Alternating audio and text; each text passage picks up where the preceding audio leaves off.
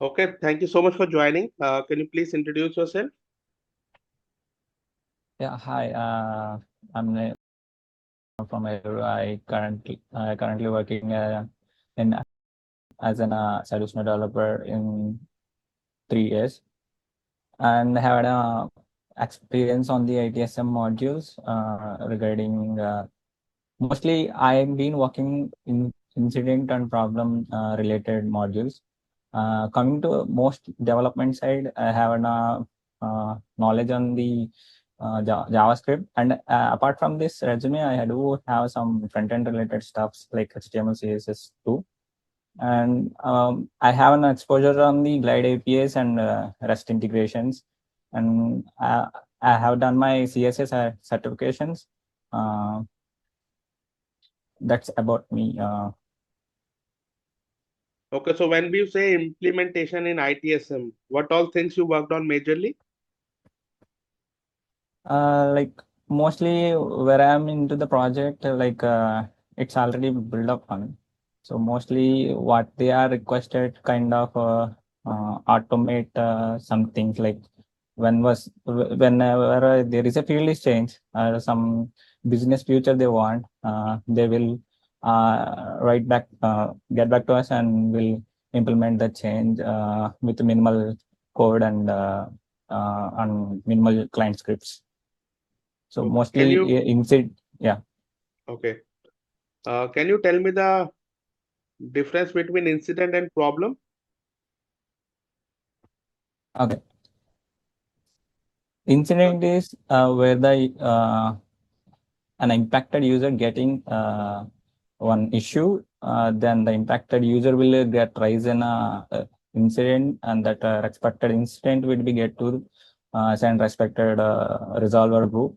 So it's would be single user.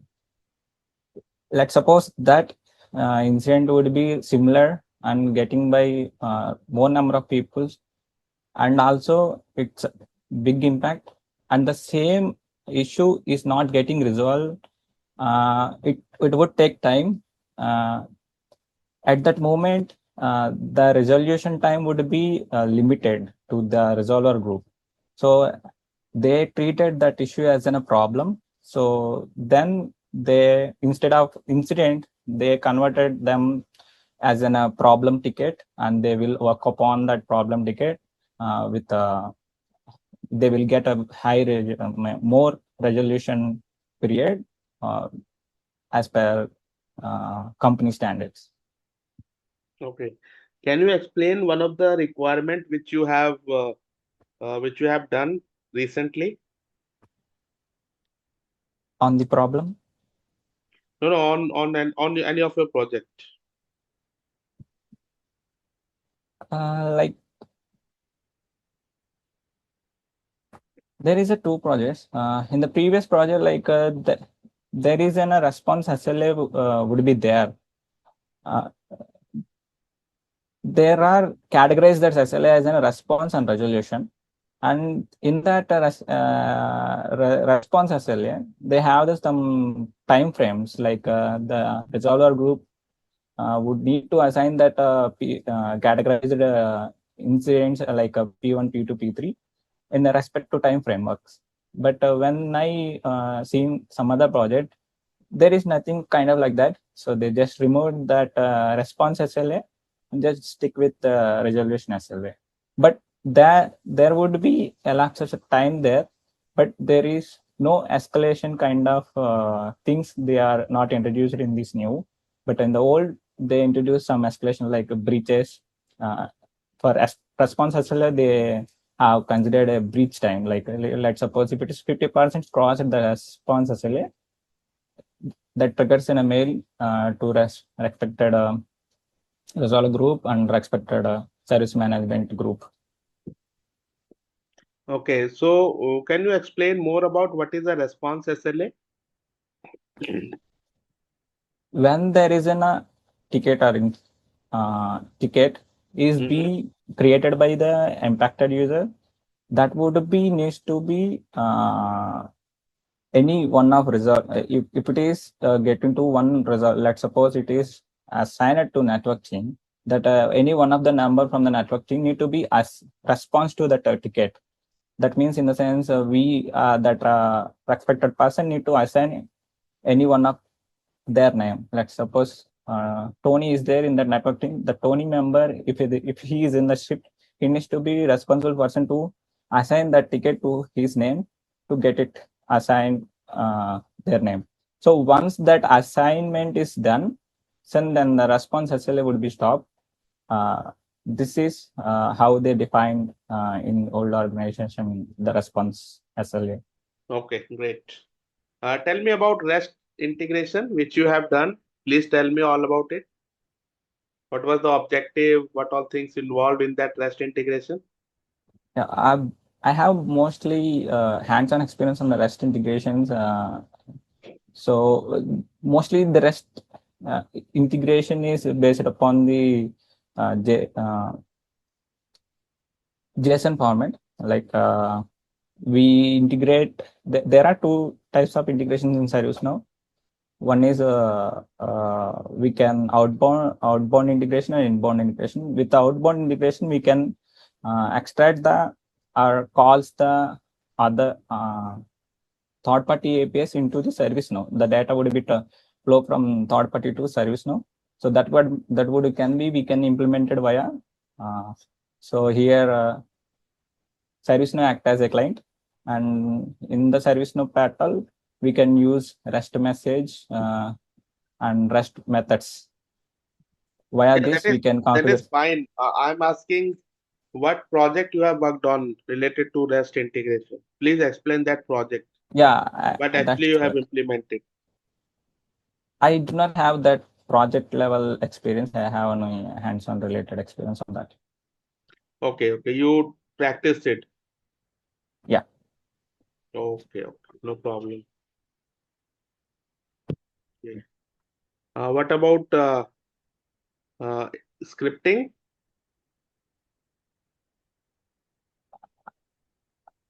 I usually am learning the script from my degree level. Usually I do some front end React related applications, so I'm well aware about this JavaScript. So Okay. Can we use JavaScript in ServiceNow client script? yeah, mostly ServiceNow entirely is situated with the JavaScript only, but it has some runs on the Rhino script, Rhino engines, but Mm-hmm. mostly it is a JavaScript, which is not have that JavaScript ECMAScript plus features, but limited features it can compile by the ServiceNow. So Suppose I want to access the DOM. Okay. yeah, So how I can do that in ServiceNow? to access the DOM elements, like ServiceNow have like G underscore form kind of things we can extract from form fields. So it is resembles like a DOM element, but we can be access the DOM element. I like current something is there. So via some that method we can access the DOM element in ServiceNow. Okay.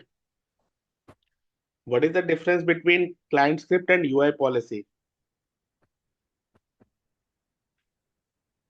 Client scripting, where we can use JavaScript to do some actions over the form or front end. That UI policy, like we can define like hide and mandatory the field, like limited kind of stuff we can use with the UI policy. More defined condition based we can choose client script moreover the UI policy. What is automation? Where there is a manual effort need, like it's a repetitive task and the man force is needed over there, and we eradicated that kind of thing, and it could be automated via some functional functions or scripting or some any tool. So the process would be easily for the mankind without any manual effort and without any repetitive task. So that would be decrease man force and some cost cutting. So like this way, the automation would be defined. Have you done any automation? Like on the front end part and UI forms, like wherever that wherever there is its implementation of like to decrease the response SLA and to decrease to improve the breach, do not breach that response SLA. Some categories like fields, some form fields have the like kind of a category. If you set like software or related type of category, we can assign that particular incident to the related expected resolver group. So like they like minimal automation I did. Okay. What about Flow Designer? How much you have worked on Flow Designer? Okay. In Flow Designers, like wherever we need not to do any some much of code, we can go with the it's a low code designing. So we can go with the Flow Designer, like same whatever that we done in the client scripting or form level things, we can do with the Flow Designer. I have not that much of exposure in the Flow Designer, but have an minimal exposure on the Flow Design. Tell me one Flow Designer you have built. Okay. Whenever the P1 is came though, like we trigger one mail flow to the expected as a service management team. Like this is the P1 is raised, so we take in an action and we send a notification to the service management team. Then that when the mail is triggered, the service management team will be alerted and initiate a bridge call via this. Okay. Okay, great. Have you used update sets? Mostly, I'm not get into that more times, but I have used it sometimes. Okay, what is the use of update set? Like it is for basically to do not promote any changes to directly into the production. We can do the changes, what are the futures we have, or the stories we assign, what we have, the dedicated task. We can test in our test instance. Then if it is working fine, every testing is goes good, and then we can with the help of the update sets, we can move to the same changes to the production level or dev levels. Only the configuration items and minimum and UI policies kind of stuff that would be moved, not the data records, data level things. Okay. Okay, great. So I'm done with the discussion. You have any question?